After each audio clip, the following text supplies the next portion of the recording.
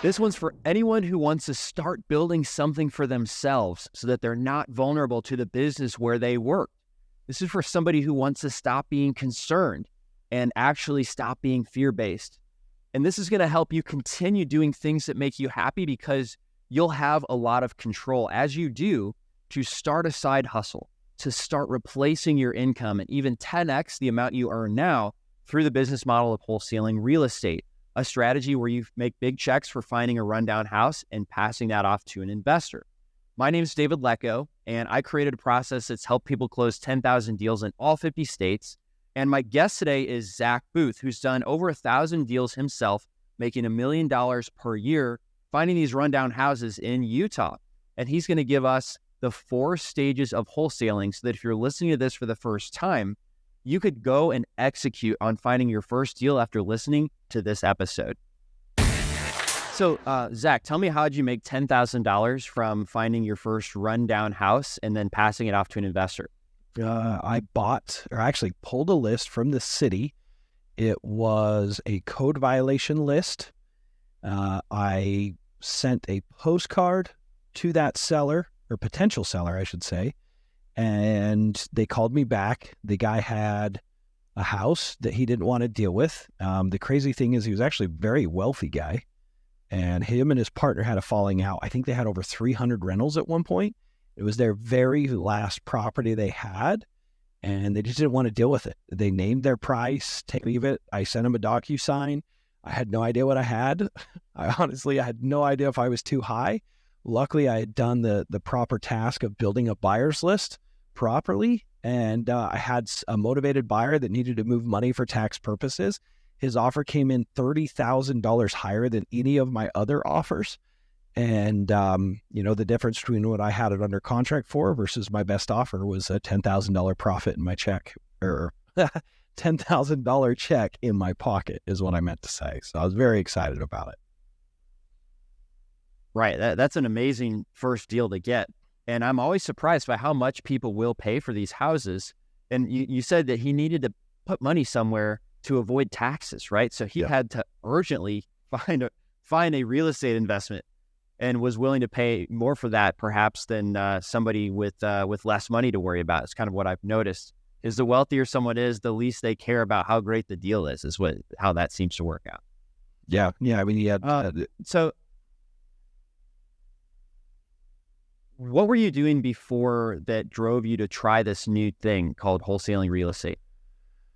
Well, I had dabbled. I had bought a rental or two, and I had tried flipping a house, but my full-time gig was a window cleaning business. I did that actually for almost just barely shy of 10 years, actually. So that's what I was doing before, and I didn't love it. I definitely didn't love it. I don't miss washing windows, that's for sure. So it was just work you didn't like. Yeah, I didn't like it, but I also wasn't able to provide the life for myself and my family. Like I worked really hard. Lack of work ethic wasn't my problem. I just was working 60, 70 hours a week, and I was just stuck. I was stuck, and the bigger my business got, the less profits I got.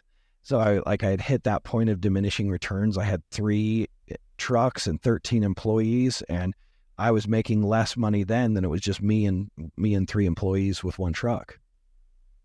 Oh, wow. And it was depressing. Yeah, it was frustrating. I felt stuck. I felt stopped. My progress was stopped. I wasn't fulfilled. I wasn't growing, and I wasn't satisfied with the lifestyle I was able to give my family. So it was like the worst of everything, like stopping your progress, and you're stuck financially. It was really difficult. Good.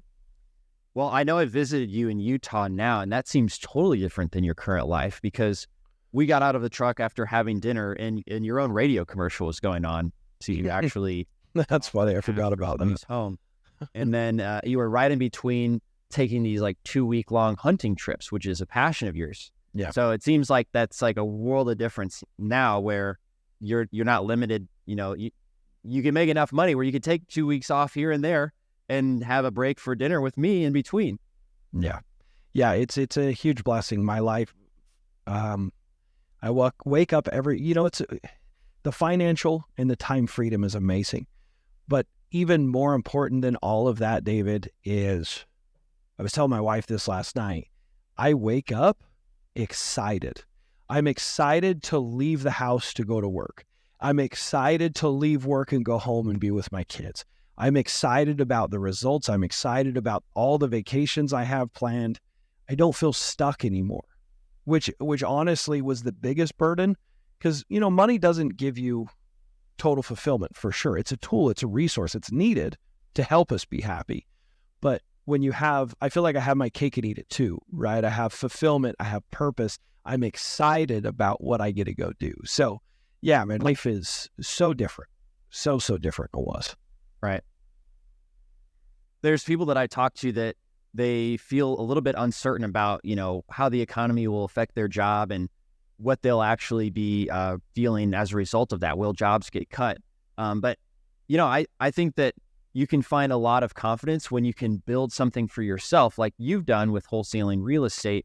And if people are interested in doing that, I know you're the perfect person for them to hear that from, because you've done how many deals now? How many deals have you done? I don't have an exact number, but I've got to be close to 1,000. It's got to be. Yeah, after a while, you probably don't need to count anymore. I don't even know how many I have under contract right now. I don't know. Talk to me.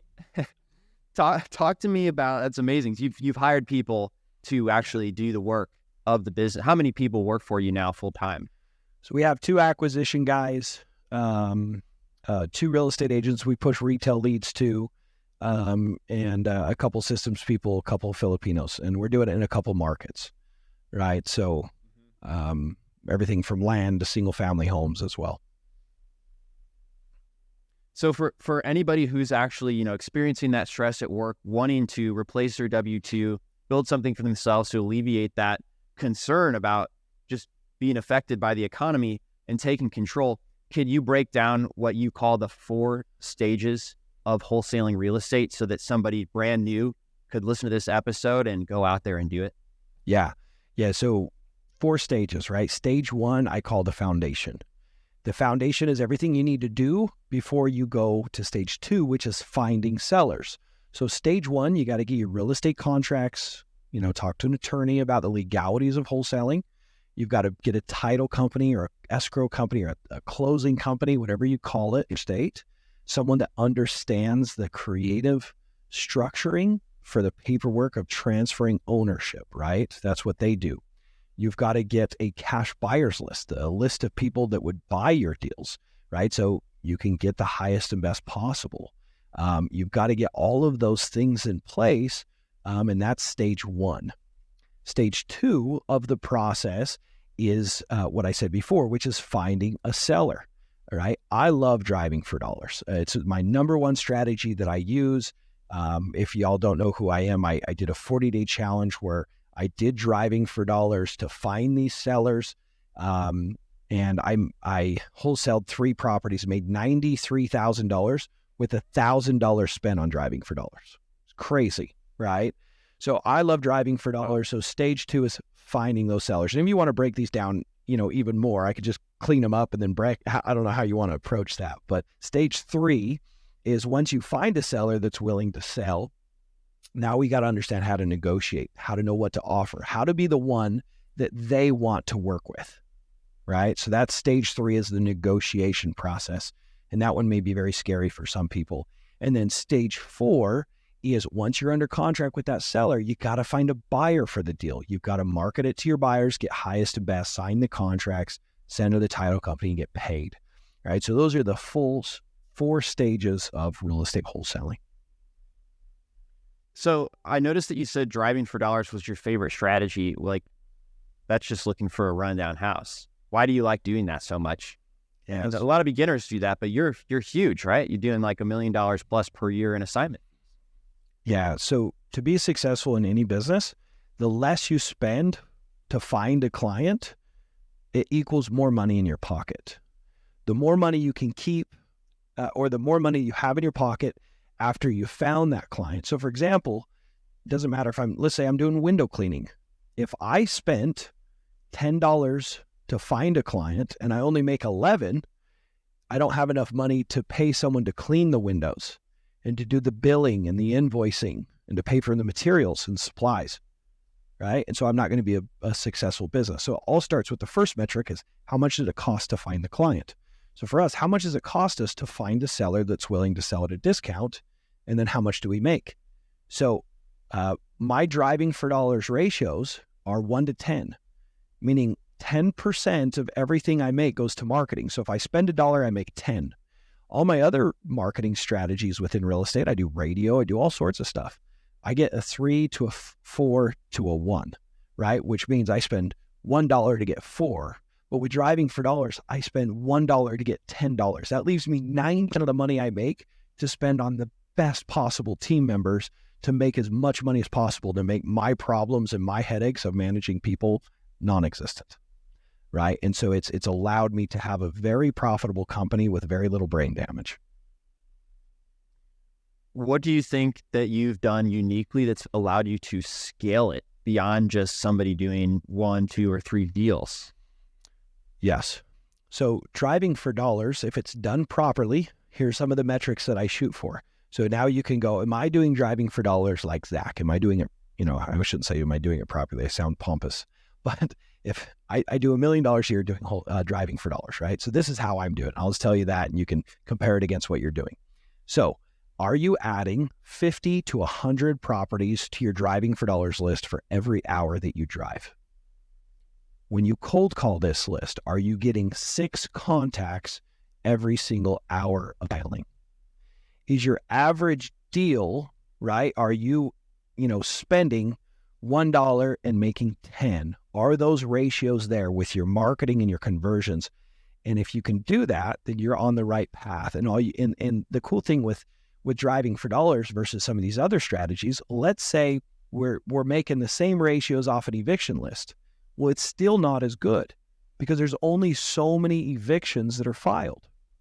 So you're going to tap out the potential of that, right? You got to go buy another list or get a different list. You got to go find another marketing channel that gives you those same ratios, and you got to test, and some of them won't work out, and you just wasted all that money. Driving for dollars, we know it works. Once you prove it works with a very small marketing budget, you can spend more and the ratios will be the same. It's scalable because you're not limited to what's available to you. You're only limited by, are you willing to hire someone to do it for you, or are you willing to go do more? It's a proven process to get the best ROI possible that is scalable, right? And I've just never found anything like it. I think back to my younger days when I did window cleaning. I had a very systematic approach. I would go into particular neighborhoods, it was usually richer neighborhoods that could afford window cleaning, and I'd go door to door, and I knew how many addresses I had to add, or doors I needed to knock, how many doors I needed to knock, how many answers I'd get. Of those answers, how many would say yes to a bid, and how many bids it took to get a client. I had it down to a T, and the faster I could knock doors, the more deals I got. It was that simple, right? And I eventually hired 2 young kids to run each side of the street, knocking and asking for bids, and I would go behind and bid and close, right? I could bid and close over $2,000 worth of window cleaning every single hour with that system. Right. And I just basically did the same thing with real estate. Hey guys, if you know you want to quit your job in the next 3 months, make sure you're subscribed to this podcast because we've got some incredible frameworks with step-by-step instruction that you're not going to want to miss. Also, leave us a rating and review to let us know your favorite parts and why you want to get financial freedom. So you answered one of the main questions, was like, how do you find a motivated seller?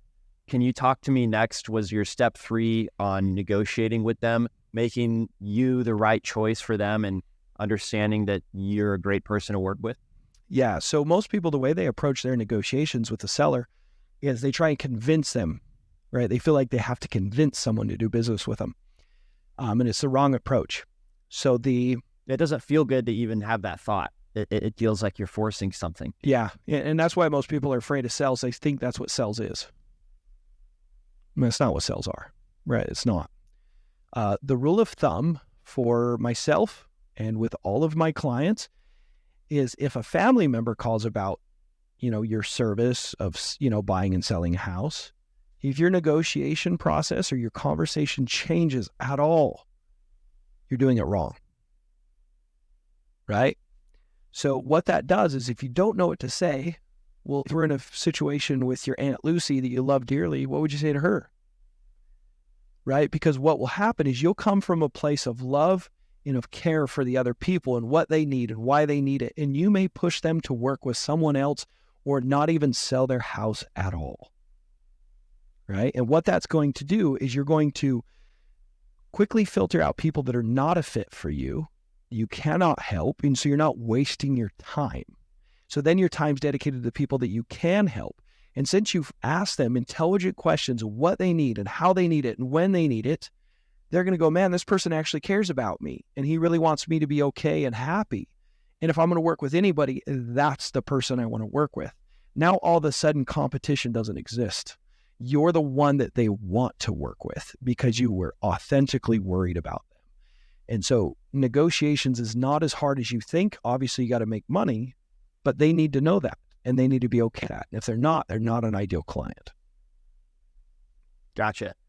Yeah, you've got to ask a lot of questions. And if they don't need a quick offer, then you're probably not the one to work with. And I'm not sure if you tell this to people, but when I receive a call back from my postcard, that's typically like one of the first things out of my mouth, especially if my spidey sense feels like they're just tire kicking and they just want an offer to see how much their house is worth. They don't really want to sell.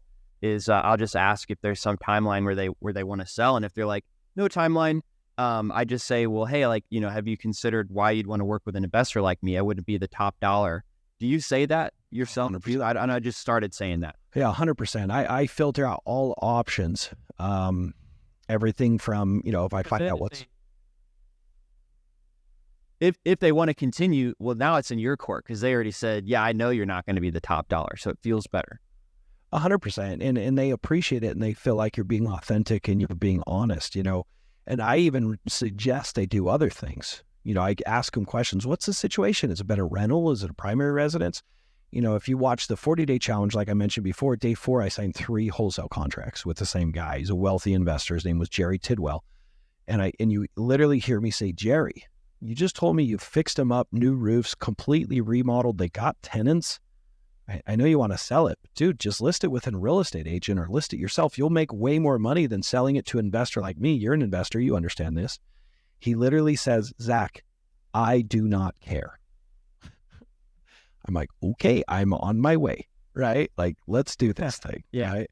So it's the beauty of it, right? When you say you could keep it as a rental, you could, refinance, you could sell it yourself or sell it with an agent, right? And when you uncover that that's not what they need, what they want as an investor, sell it as is, not deal with it. Now you have positioned yourself as someone they can trust because you're not just trying to convince them, but you're trying to help them and make sure you're a fit for them. Then when you show up, I literally had a call where I negotiated a deal for a student who was struggling with the seller finance. And I did the recordings. They're available to my students. But one of them says, I went through all of her different options and stuff. She had another investor and she's like, well, this other investor offered me this, but we really like you. And I would even sell it to you guys for less because I really want to work with you guys. She's like, wait, maybe I shouldn't have said that. It's hilarious. It's awesome, right? But it's how it works. Great example of not even needing the perfect script, but asking questions that are genuinely curious about that person, letting them know up front what situations you're best to help with and ask if they want to continue is a great way to make them feel very comfortable with you. So that brings us to the 4th stage, which is actually finding a buyer. Tell me how you did that in your 40-day challenge, which, by the way, is available on YouTube. If you guys search Zack Boothe 40-day challenge, well worth the watch. I love that you started a business from scratch in a market you didn't even know anybody. Yeah, it was a good experience. Well, the last one, right? Getting a buyer lined up.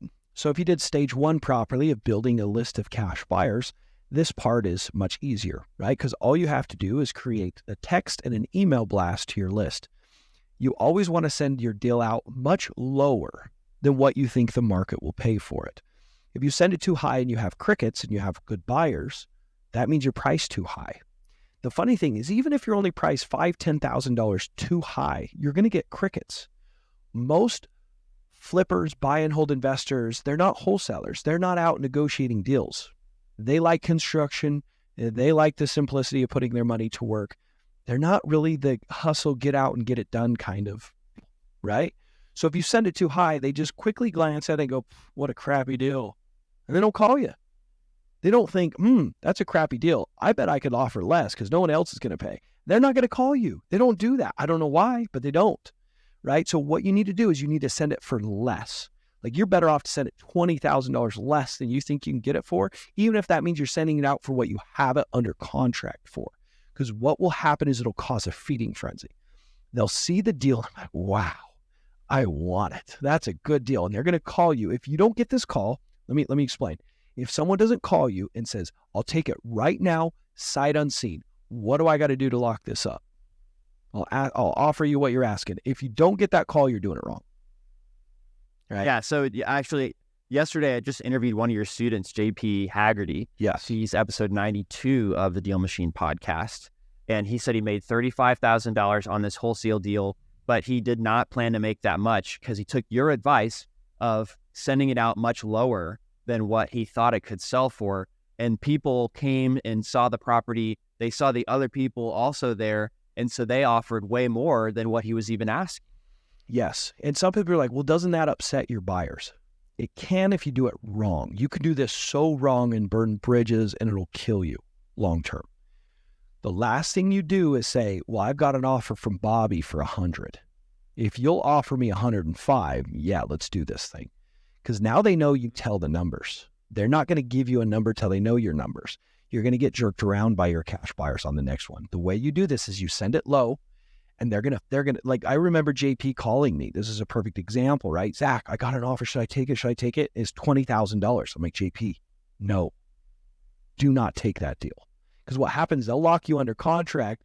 Then they're going to want to get in and see it and give you contingencies and actually lowball you after the inspection. Don't do it. Trust me.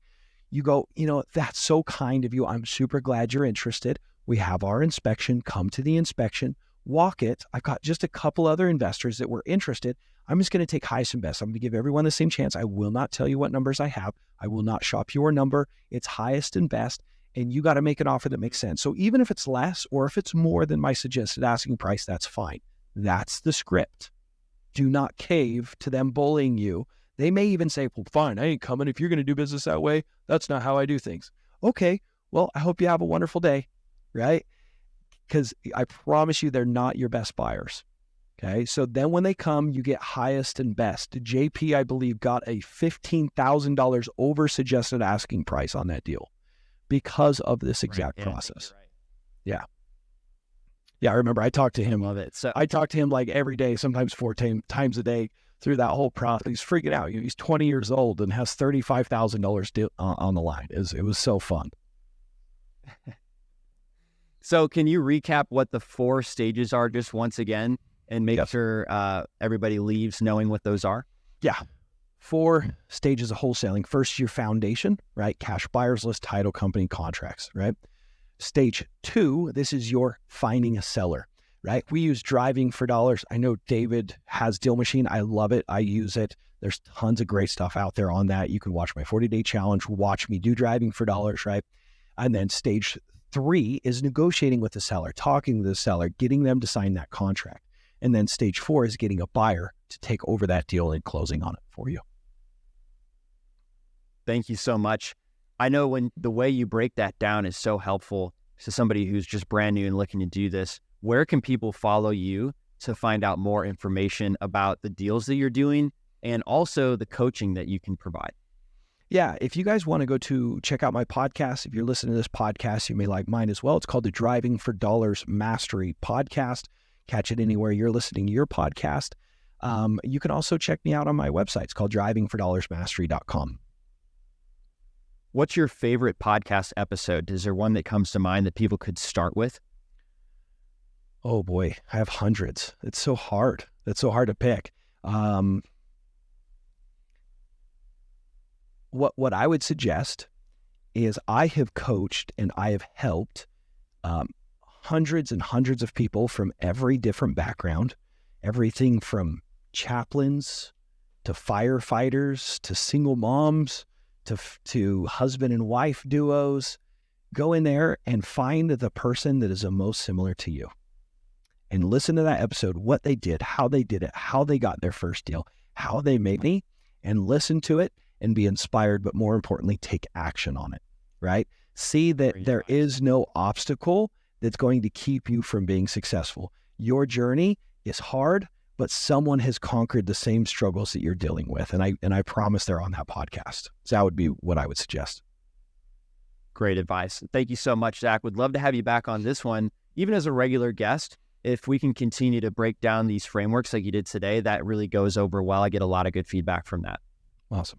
Thanks for having me, David. Thank you, everybody. Thanks, man. You bet. Thanks for listening to the DealMachine Real Estate Investing Podcast. Please leave us a review and follow along wherever you're listening to your podcast.